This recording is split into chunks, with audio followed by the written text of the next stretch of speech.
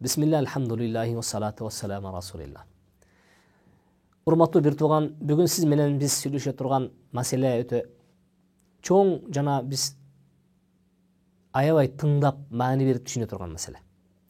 Бул дин жана саясат. Азыркы учурда адамдардын көз карашында саясат дегенде эмнени түшүнүп калдык? Сен качан келип адамдарды алдап, аларды сыздатып, жерге олтургузуп, канын соруп, башын айландырып, кризиске киргизип, анан чыгып кетсең, вот сонун саясатчы экенсиң деген түшүнүк бар. А бирок чынына келгенде саясат андай эмес.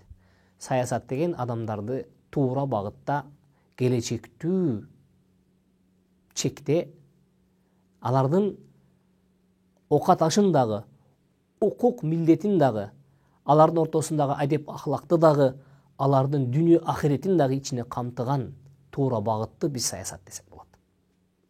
Саясаттын өзүнүн туура аныктамасы ошондой. Саясат деген сөз өзү араб тилинен алынган сөз. Сияса деген сөздөн алынган. Сияса деген сөз, саяса деген сөздөн алынган. Ал жетелөө деген сөздү алат. Маанини берет. Жетелөө. А сиз эгерде элдерди артыңыздан ээрчитип жетелеген учурда алып барып анга түртө салганыңыз саясатпы, же аларды чындап эле ээрчитип барып бейиш багына киргизгениңиз саясатпы? Эми тандап алыңыз, кайсыл саясат сизге жакшы? Тилекке каршы. Тилекке каршы азыркы жаш кары дебей, дүйнө жүзүндөгү түшүнүк ушундай: саясат бул эң бир кир окат деп айтышат. Жок, андай эмес. Эгерде биз асмандан жерге жиберилген мыйзамдын негизинде саясатты карап көрсөк, анда биз адамдардын баарын жалгыз Алланын жараткандын астына кулчулукка алып келип, анын астында адилеттүү мамилеге өтүп, адамдар бири-бирибиздин укук чектерибизди сактап, алардын урмат сыйын, алардын окат ашын өзүмкүндөй карап, андан кийин дүнүйөнүн жыргалчылыгы менен кошо ахиреттин бейишине жеткирүү бул чыныгы саясат.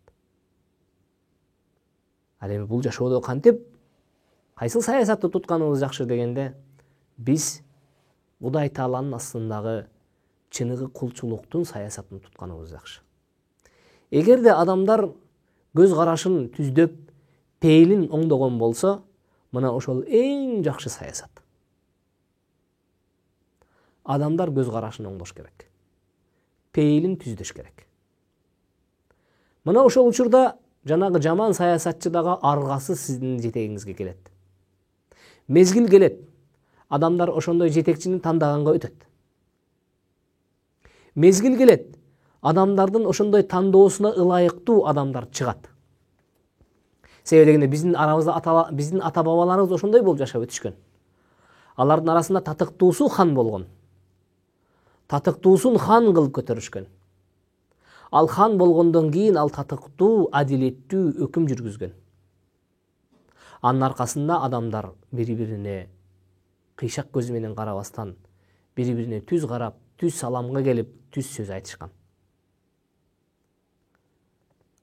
Мына ошол дин жана саясаттын ортосундагы байланыш. Дин өзүнчө адамдарды көтөрүп, жетелеп барып, кайсы бир элге каршы, кайсы бир мамлекетке каршы көтөрбөйт.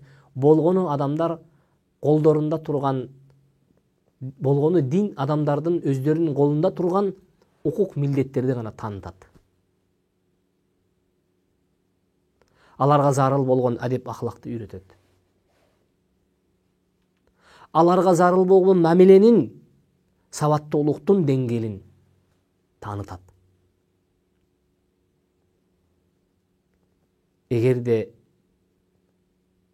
дин менен саясаттын ортосунда эмне айырмачылык бар десек, эгерде дин өзүнүн асмандан жерге жиберилген максатын сактаган болсо, ал туура саясатта. Ал эми азыркы биз заманыбыздагы көрүп аткан саясат менен дин эч бир айкалышпайт. Ал саясат менен ал дин, асмандан түшкөн дин, эч бир жерде төп келишпейт. Андыктан биз билелик, саясат дегенде сиз билиңиз, саясат бул жалаң эле жаман түшүнүктө эмес, балким анын жакшы багыты бар. Балким анын жакшы багытын биздин мекендештер балким туя элек. Сиз менен биз кийинки жолу buluşканга чейин саламатта калыңыз. Assalamu alaikum wa rahmatullahi wa barakatuh.